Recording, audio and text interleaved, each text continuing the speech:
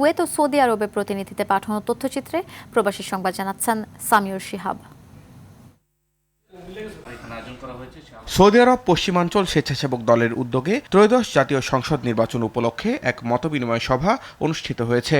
ভারপ্রাপ্ত আহ্বায়ক সেলিম মোল্লার সভাপতিত্বে প্রধান অতিথি হিসেবে উপস্থিত ছিলেন প্রকৌশলী নুরুল আমিন। সভায় কেন্দ্র পাহারা দেওয়া, অসুস্থদের সহায়তা এবং 999-এ অনিয়ম জানানোর পরামর্শ দেন বক্তারা।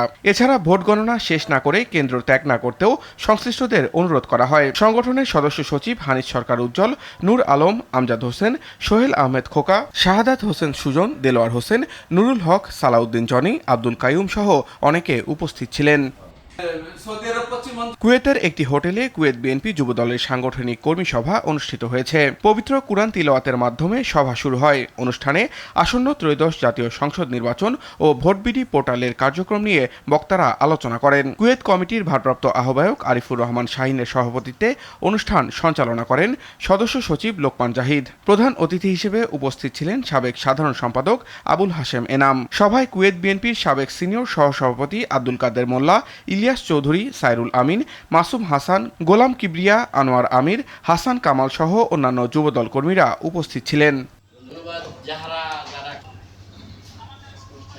সৌদি আরবের রিয়াদে বাথা শাখার নবগঠিত বিএনপি কমিটির অভিষেক ও আলোচনা সভা অনুষ্ঠিত হয়েছে।